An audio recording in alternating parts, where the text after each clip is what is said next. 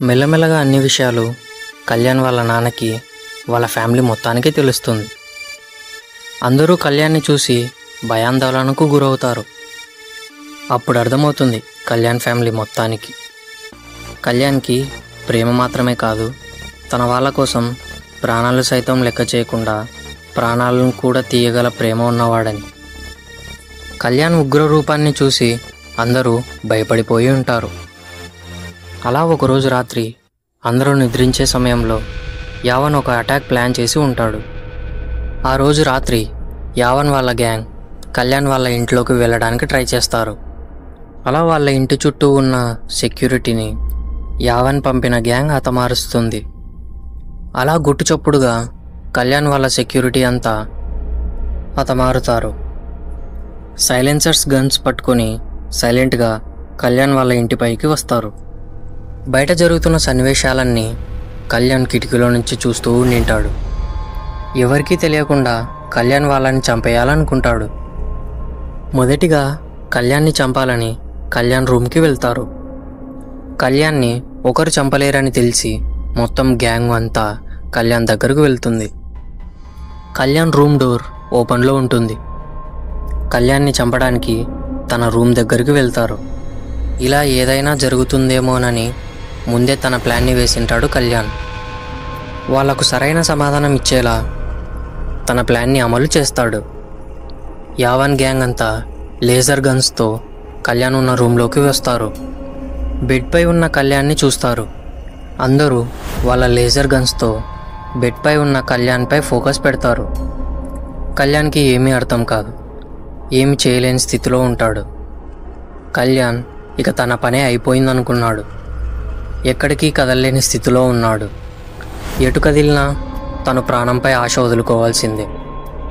కళ్యాణ్ బెడ్పై పక్కనే ఒక అలమారా ఉండేది. అలమారాలో అన్ని వెపన్స్ ఉండేవి. కానీ అక్కడికి కూడా కదలలేని స్థితిలో ఉన్నాడు. వెంటనే ఆలోచించి తన చేతులతో బెడ్ని పగలగొట్టి బెడ్ కింద పడిపోతాడు. అప్పుడు అలమారాలో నుంచి ఒక స్మోక్ గ్రెనేడ్ దొర్లుకుంటూ కళ్యాణ్ వైపు వస్తుంది. వెంటనే స్మోక్ని వేస్తాడు. అక్కడికి వచ్చిన యావన్ గ్యాంగ్ అప్రమత్తం అవుతారు. మనలో మనల్నే చంపుకునే అవకాశం ఉందని వెనకడుగు వేస్తారు. స్మోక్లో ఏం కనిపించడంతో ఆ గ్యాంగ్ అంతా బయటకు వెళ్తారు. కానీ వాళ్ళకి తెలియనిది ఏంటంటే కళ్యాణ్ కన్నా డేంజర్ కళ్యాణ్ వాళ్ళ నాన్న విక్రా వాసుదేవ్ గారు. తన ఇంట్లో జరుగుతున్న విషయాలన్నీ గమనిస్తూ ఉన్నాడు కళ్యాణ్ వాళ్ళ నాన్న. అక్కడే కళ్యాణ్ రూమ్ బయటనే కళ్యాణ్ వాళ్ళ నాన్న ఉంటాడు. గ్రెనేడ్లను తన మెడలో వేసుకొని అటాక్ చేయడానికి సిద్ధంగా ఉన్నాడు.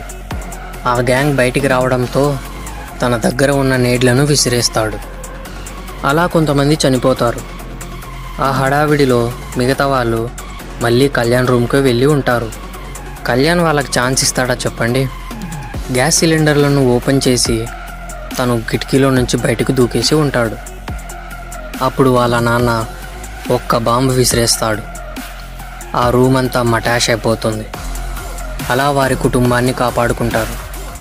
ఇదంతా తెలుసుకున్న యావన్ దుబాయ్ నుండి ఇండియాకు వచ్చేస్తాడు.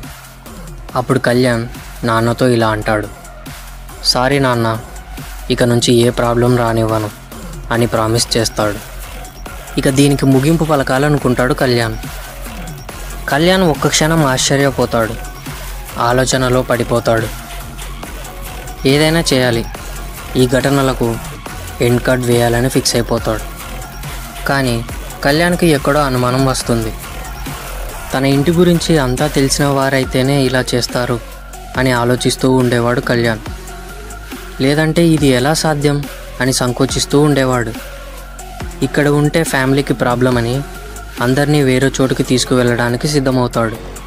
తన ఫ్యామిలీ మొత్తాన్ని షిప్ ద్వారా వేరే చోటుకి తీసుకువెళ్తూ ఉంటాడు. అందరూ షిప్లో సేఫ్టీగా వెళ్తూ ఉంటారు. షిప్లో తన ఫ్యామిలీ మొత్తాన్ని ఎమర్జెన్సీ రూమ్లో ఉంచి తీసుకువెళ్తూ ఉంటాడు. కానీ కళ్యాణ్ చాలా ఆలోచనలతో డల్గా షిప్ ఫ్రంట్ భాగంలో నించొని ఆలోచిస్తూ ఉండేవాడు. వెంటనే షిప్లోకి ఎవరో వచ్చినట్టు శబ్దం వస్తుంది. కళ్యాణ్ ఆలోచనలో మునిగిపోయి ఉంటాడు. గట్టిగా శబ్దం చేసుకుంటూ నవ్వుకుంటూ కళ్యాణ్ వైపు వస్తాడు ఒక వ్యక్తి. ఈసారి డైరెక్ట్గా యావనే రంగంలోకి దిగి ఉంటాడు. భుజంపై గన్ను పెట్టుకొని నవ్వుకుంటూ, నువ్వేనా కళ్యాణ్, ది సేవియర్ అంటూ గట్టిగా నవ్వుకుంటూ ఉన్నాడు. అప్రమత్తమైన కళ్యాణ్ వెనక్కి తిరిగి చూస్తాడు. వెంటనే కళ్యాణ్ షాక్ అయిపోతాడు. ఒక్క క్షణం వెనక్కిపోతాడు. కళ్యాణ్ ఆశ్చర్యపోతాడు. కళ్యాణ్ చూసింది యావన్ని కాదు. కళ్యాణ్ చూసింది ఎవరిని?